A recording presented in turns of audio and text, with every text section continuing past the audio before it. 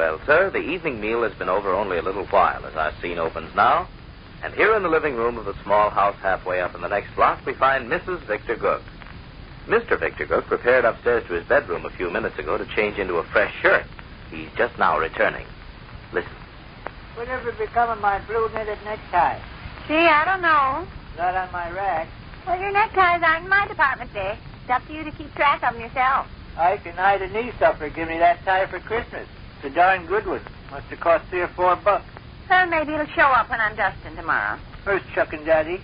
Out in the kitchen doing the supper dishes. Oh? They insisted and ordered me to come in here and rest. Nice of them. It was nice of them. Well, I'm not being sarcastic, kiddo. Oh, I know you're not. Your shirt looks nice. Thanks. I think a white shirt dresses a man up even if his other clothes is tacky.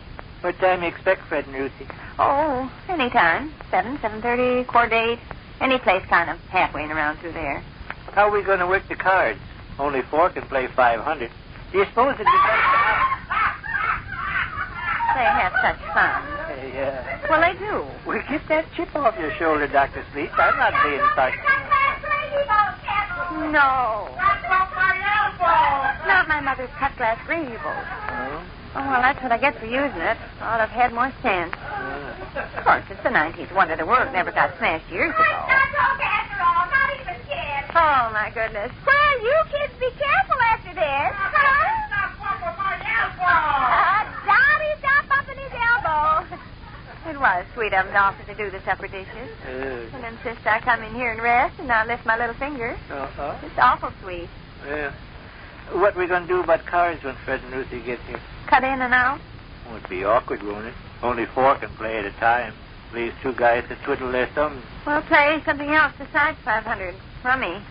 Oh, 6 people in a rummy game, each getting dealt 7 cards, makes 42 cards distributed. Only leaves 10 in the pack. So I'm afraid it would be a clumsy, unwieldy setup. How about that game on the...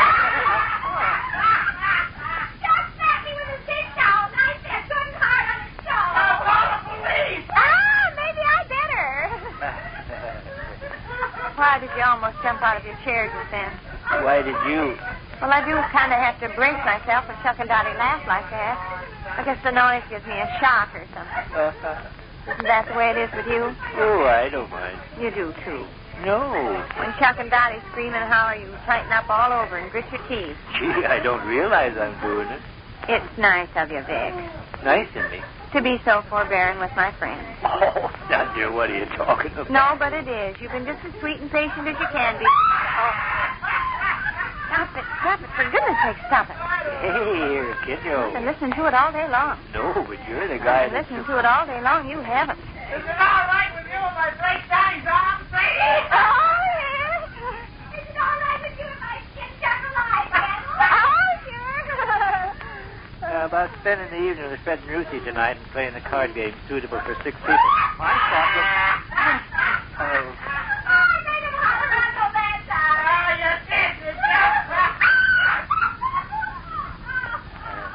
I started to say, I thought we might try Uncle Fletcher's card game where the The hall... furniture ought to be here by tomorrow or the next day. Yeah. Maybe the day after that. Surely won't require a whole week. Uh-huh.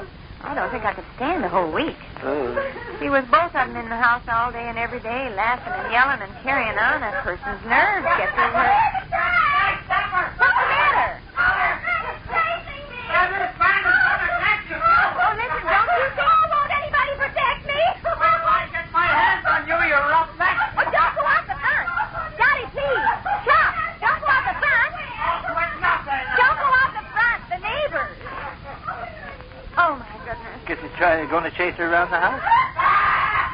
No, I guess he's chasing her up Virginia toward Kelsey Street. What'll Mr. and Mrs. Carl, Mr. and Mrs. Donahue think?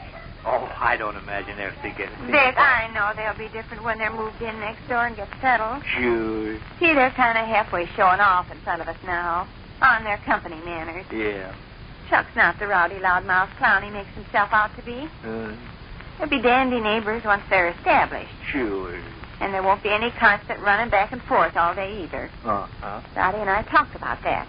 Dottie's got common sense, even if she does behave like a nitwit sometimes. Yes. Say, about tonight, though, when Fred and Lucy come... I'm apprehensive about tonight, too. apprehensive about tonight. There's a feeling between Ruthie and Dottie. Oh? And both of them seem to think the other one's out to take pics. Huh. Neither one of them actually is, but they're, suspicious, I guess you'd call it.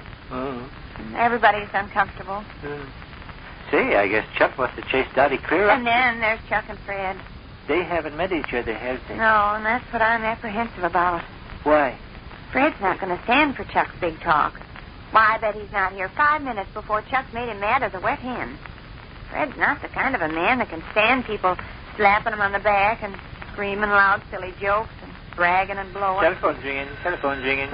Very likely Bluetooth Johnson. I hope it's Fred and Ruthie saying they're not coming. Oh, now, kiddo, don't Hello? Oh, yes, Miss Donahue. Uh-oh. Uh-huh. Well, it's just... Yes. No, not at all. Well, it's just... Oh, really? Why, I bet you were. No, it's just my company, Mr. and Miss Brain People. Yes, such a jolly couple. Uh-huh. Well, I'm sorry if you were alarmed, Miss Donahue. Oh, sure. You bet. Goodbye, Miss Donahue. Come on, Donahue, get the Saw impression. somebody chasing somebody and couldn't make out who was who. Wonder what she thinks about Chuck and Dottie moving in next door.